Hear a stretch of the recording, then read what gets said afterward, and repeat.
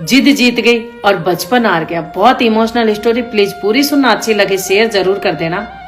कि कोर्ट में हथौड़ी की आवाज गूंजी, तलाक मंजूर किया गया, बच्चों की कस्टडी एक मां को मिली। यह फैसला एक दिन का नहीं था, यह फैसला उस जिद का था जिस जिद को एक मां ने थाम रखा था और बच्चों की नानी ने उसे सहयोग करके मजबूत बना रखा था।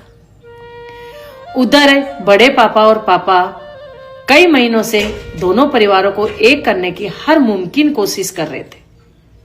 हाथ जोड़कर, रिश्तेदारों को इकट्ठा करके, बच्चों की कसम देकर बहुत समझाने की कोशिश कर रहे थे।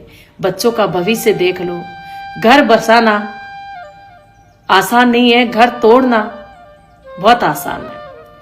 पर एक मां की जिद और नानी का सहयोग उस हर कोशिश को विफल कर रहा था।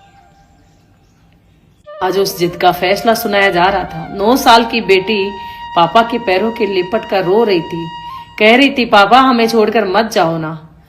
दूर खड़ा 11 साल का बेटा खामोश बस देख रहा था। जब मां बच्चों को अलग करने लगी, तभी कांपती हुई आवाज में बेटे ने नानी की तरफ देखकर कहा, नानी अब तो खुश हो ना हमारे पापा को हमसे अलग करके। तभी बेटा अपने पापा की तरफ गया और कहा, पापा दूसरी शादी मत करना, जब मैं बड़ा होऊंगा ना आपका पूरा साथ दूंगा। और इस बात को सुनकर पापा अपने आप को रोक नहीं पाए, उसकी आंखों से आंसू धार बन के निकल गए। यही बच्चा नहीं थमा, आगे बढ़ा और अपने बड़े पापा से कहा, बड़े पापा मेरे पापा को टूटने मत देना।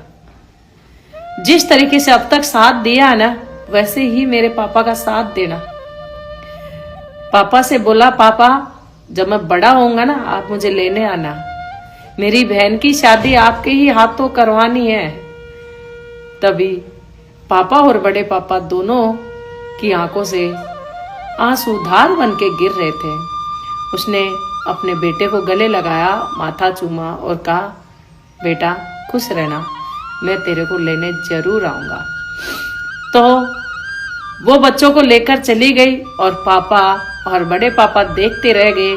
हर मुमकिन कोशिश करी, फिर भी एक माँ और नानी के आगे वो हार गए। तो बचपन हार गया, पर माँ और नानी की जिद जीत गई।